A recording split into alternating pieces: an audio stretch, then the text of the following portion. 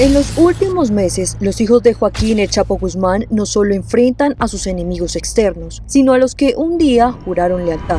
Juan Carlos Bernal Zazueta, alias el 11, uno de los operadores más cercanos a los Chapitos, volteó bandera. Traicionó a Iván Archibaldo y se fue con el enemigo, el Mayito Flaco, hijo del Mayo Zambada. A partir de ese momento, nada volvió a ser igual. La traición con traición se paga. Entonces, primero es que los Chapitos han anunciado una alianza, según ellos estratégica, pero con una facción del Cártel Jalisco Nueva Generación, que prácticamente serían adversarios de ellos y se han unido para luchar en contra de los mayos. Y los mayos, a su vez, también han hecho alianzas, pero más bien con sus coterráneos, con la misma gente y no con los michoacanos, por llamarlo de alguna forma, ¿no? La alianza que hacen con los rusos, la alianza que hacen también con el Chapo Isidro, ¿no? Y también la delación que hacen con autoridades para ir en contra de los mismos Chapitos.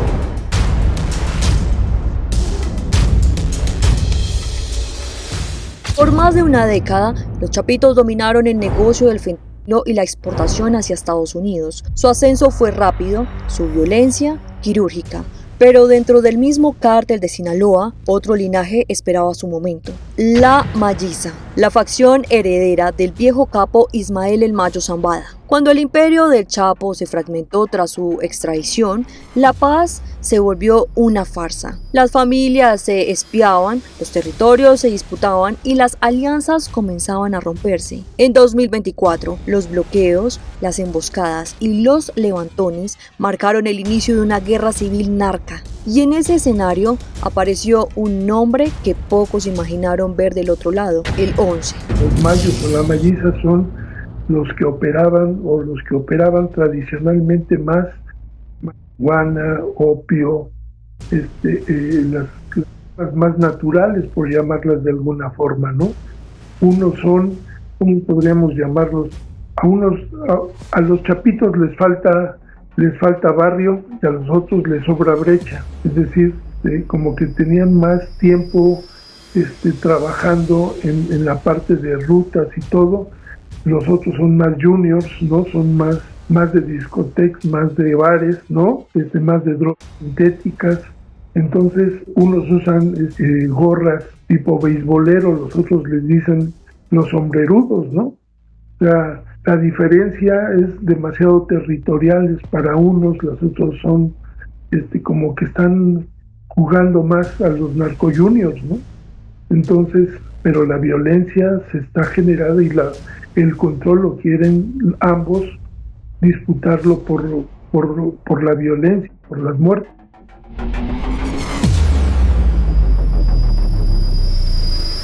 Juan Carlos Bernal Zazueta, alias el 11, era el hombre fuerte de los Chapitos en Navolato, Sinaloa, encargado de mover cargamentos, coordinar rutas y mantener el control con mano dura. Su código era lealtad, su reputación temible. Pero a mediados de 2025 algo cambió.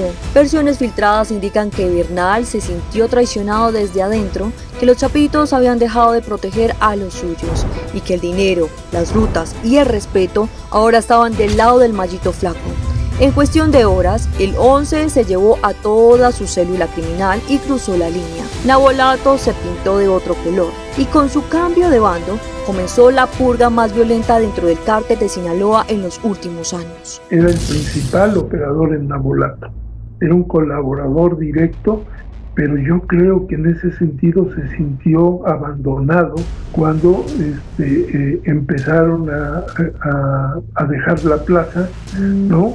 No lo respaldaron en ese sentido y pues su forma de vengarse pues se sintió amenazado porque las narcomantas, él era uno de los amenazados directos, ¿no? Y se aliaron con los enemigos, en este caso con los michoacanos, por llamarlos de alguna manera, para no ser territoriales.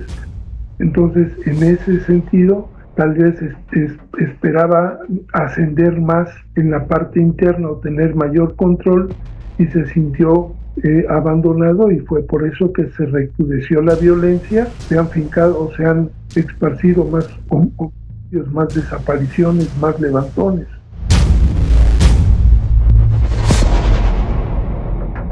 La deserción del 11 fue el primer golpe, pero no el último. En los meses siguientes aparecieron nuevas narcomantas, volteados. Su final se les acerca. Detrás de esa advertencia estaba la furia de los chapitos, primos, aliados, antiguos jefes de laboratorio, hasta el propio rey del fentanilo, fueron señalados como traidores. Las calles de Culiacán y Navolato se convirtieron en campos de caza. Según fuentes federales, las capturas de los miembros de los chapitos aumentaron gracias a ubicaciones anónimas filtradas, ubicaciones que presuntamente venían de los volteados que ahora trabajan para la Malliza. La traición, más que un acto de deslealtad, parecía una estrategia, golpear desde adentro para debilitar al enemigo. Cabe resaltar la traición de Jorge Humberto Figueroa, alias La Perris.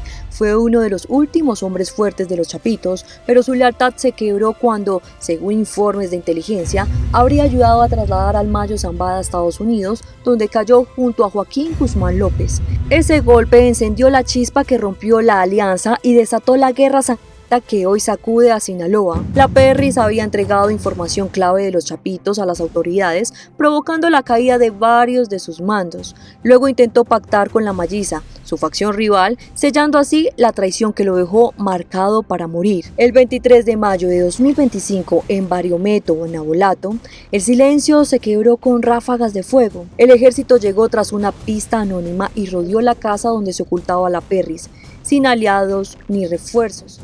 Mi compa 77, adelante, una denme las ubicaciones exactas para caerle ahí con la plebada. 77, güey, no me dejes, güey. Quedó completamente solo. Los chapitos ya habían dictado su destino. De ser uno de los hombres más temidos de Sinaloa, pasó a ser el recordatorio más brutal del cártel. La traición no se perdona, se paga con sangre. Bueno, lo que pasa es que dicen que la Perris solicitó el apoyo de la Malliza para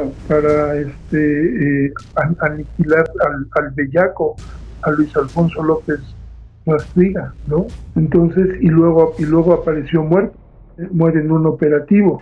Entonces yo creo que la estructura de ellos está pues prácticamente menguada en un 30 o 40% de su operación real, ¿sí? Y entonces eso incrementa también el control territorial que se vaya dando. Por eso es que también los chapitos se aliaron con esa fracción del cártel Jalisco Nueva Generación.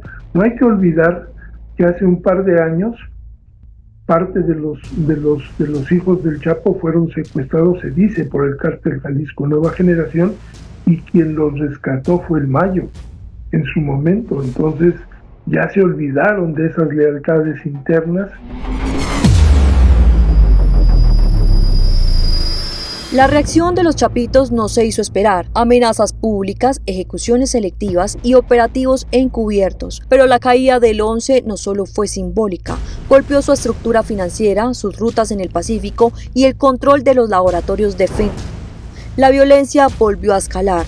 El propio Omar García Harfuch reconoció ante senadores que estas traiciones rompieron la tendencia a la baja de los homicidios en Sinaloa. Mientras tanto, la Malliza sellaba alianzas con los rusos y el Chapo Isidro, extendiendo su poder hasta Sonora y Guaymas. El cártel de Sinaloa ya no era uno, era dos imperios en guerra, con el mismo apellido. Que hay el interés extranjero de terminar con este tipo de cártel. Está considerado como un narcoterrorista.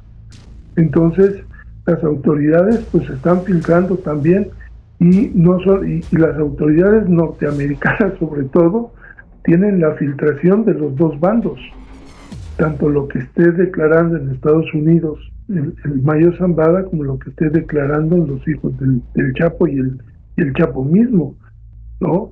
Porque ellos están obteniendo un beneficio de impunidad y están negociando la entrega de sus bienes y protegiendo a su familia. Entonces, pues realmente la filtración aquí es realmente una de dos.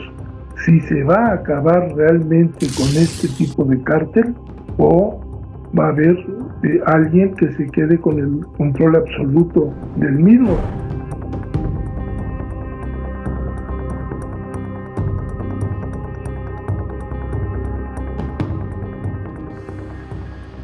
Mientras los reflectores se enfocan en los grandes campos, los verdaderos movimientos ocurren en silencio. Las sanciones del Departamento del Tesoro de Estados Unidos contra ambas facciones confirman lo que México ya sabía. El cártel de Sinaloa está dividido hasta en sus cuentas bancarias. Dos estructuras, dos flujos de dinero, dos visiones del poder. Los mayos con viejos códigos, los chapitos con brutalidad y redes digitales. En medio, los volteados, los traidores, los que cambian de bando para sobrevivir. Y entre ellos el 11, el hombre que se atrevió a traicionar a los Guzmán y con un solo movimiento reconfiguró el mapa criminal más poderoso de México.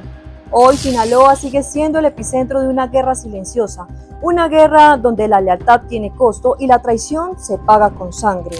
Los nombres cambian, pero la historia se repite. El 11 no es solo el principio. ¿Quién será el próximo en voltear la bandera? Déjanos tu opinión en los comentarios, suscríbete si quieres más contenido como este y no olvides activar la campanita. Nos vemos en el próximo episodio.